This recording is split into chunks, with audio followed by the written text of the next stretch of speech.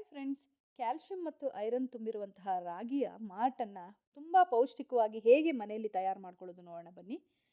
ತುಂಬಾ ಈಸಿ ಮತ್ತು ತುಂಬ ಪೌಷ್ಟಿಕವಾಗಿರುತ್ತೆ ಮನೇಲಿ ಮಾಡಿರೋದು. ನಾನಿಲ್ಲಿ 1 kg ರಾಗಿನ ತೊಗೊಂಡಿದ್ದೀನಿ. ಅದನ್ನು ನೀವು ಚೆನ್ನಾಗಿ ನೀರಲ್ಲಿ 2 ಸರಿ ತೊಳ್ಕೊಳ್ಳಿ. ಚೆನ್ನಾಗಿ ತೊಳೆದು ಅದನ್ನು ನೀಟಾಗಿ ಸೋಸ್ಕೋಬೇಕು. ಈ ಥರ ಒಂದು ಬಟ್ಟೆ ಹಾಕ್ಕೊಂಡು ಅದನ್ನು ಸೋಸ್ಕೊಳ್ಳಿ ಕ್ಲೀನಾಗಿ. ಈ ಬಟ್ಟೆನ ನೀವು ಟೈಟಾಗಿ ಹಾಕಿ ಈ ಥರ ಕಟ್ಟಿಟ್ರೆ ಅದರಲ್ಲಿ ಮೊಳಕೆ ಬರೋಕ್ಕೆ ಶುರುವಾಗುತ್ತೆ. ನಾರ್ಮಲ್ ರಾಗಿಗಿಂತ ಈ ಥರ ನೀವು ಮೊಳಕೆಯನ್ನು ಬರೆಸಿ ಅದನ್ನು ಮಾಲ್ಟ್ ಮಾಡ್ಕೊಳ್ಳೋದು ತುಂಬಾ ಪೌಷ್ಟಿಕವಾಗಿರುತ್ತೆ. ನೋಡಿ, ಈ ಥರ ನಾನು ಇದನ್ನು ಟೈ ಮಾಡಿದ್ದೀನಿ ಗಟ್ಟಿಯಾಗಿ.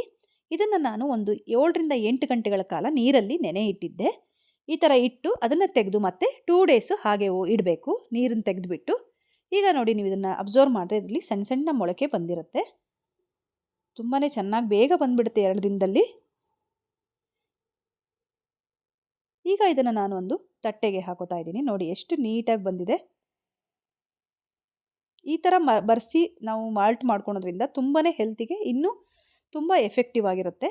ಇದನ್ನು ನಾನೀಗ ಬಿಸಿಲಲ್ಲಿ ಒಣಗಿಸಿದ್ದೀನಿ. ಒಂದು 3ರಿಂದ 4 ದಿನ ಬಿಸಿಲಲ್ಲಿಟ್ಟು ಚೆನ್ನಾಗಿ ಒಣಗಿಸ್ಕೊಂಡಿದ್ದೀನಿ. ನೋಡಿ, ಈ ಥರ ಆಗಿದೆ. ಈಗ ನಾನು ಹಾಗೆ ಇದ್ರ ಜೊತೆಗೆ ಹೆಸರು ಕಾಳನ್ನ ಮೊಳಕೆ ಕಟ್ಟಿ ಇಟ್ಕೊಂಡಿದ್ದೆ.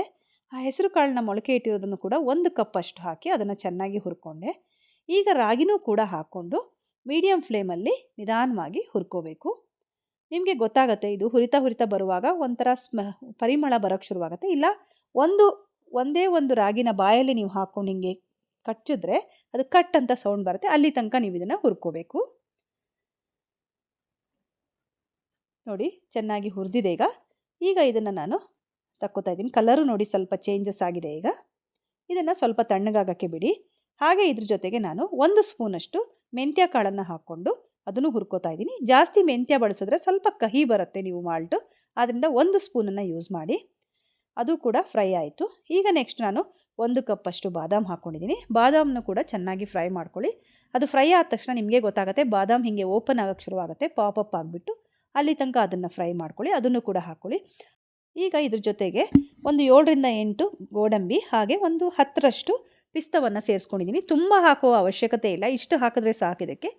ಈಗ ಇದನ್ನು ನಾನು ತುಂಬ ನೈಸಾಗಿ ಪೌಡ್ರ್ ಮಾಡ್ಕೋತಾ ಇದ್ದೀನಿ.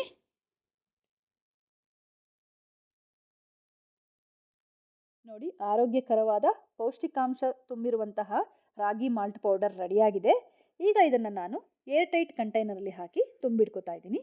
ನೀವು ಇದನ್ನು ಬಳಸುವಾಗ ಮಾಲ್ಟ್ ಮಾಡುವಾಗ ನೀವು ಒಂದು 2 ಸ್ಪೂನಷ್ಟು ಇದು ಪುಡಿಯನ್ನು ಬಳಸಿ ಅದಕ್ಕೆ ಒಂದು ಅರ್ಧ ಲೋಟ ನೀರು ಹಾಕಿ ಚೆನ್ನಾಗಿ ಇದನ್ನು ಮಿಕ್ಸ್ ಮಾಡ್ಕೊಳ್ಳಿ.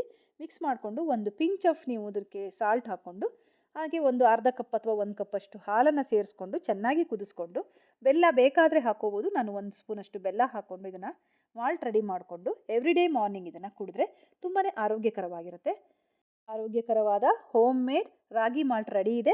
ಫ್ರೆಂಡ್ಸ್, ಇದನ್ನು ಟ್ರೈ ಮಾಡಿ ನೋಡಿ. ಹಾಗೆ ನನ್ನ ವಿಡಿಯೋ ನಿಮಗೆ ಇಷ್ಟ ಆದರೆ ನನ್ನ ವಿಡಿಯೋನ ಲೈಕ್ ಮಾಡಿ ಹಾಗೂ ನಿಮ್ಮ ಫ್ರೆಂಡ್ಸ್ಗಳಿಗೂ ಶೇರ್ ಮಾಡಿ. ನನ್ನ ಚಾನಲ್ನ ಸಬ್ಸ್ಕ್ರೈಬ್ ಮಾಡ್ಕೊಳ್ಳಿ. ನನ್ನ ಚಾನಲ್ನ ಸಬ್ಸ್ಕ್ರೈಬ್ ಮಾಡ್ಕೊಳ್ಳಿ. Thanks for watching.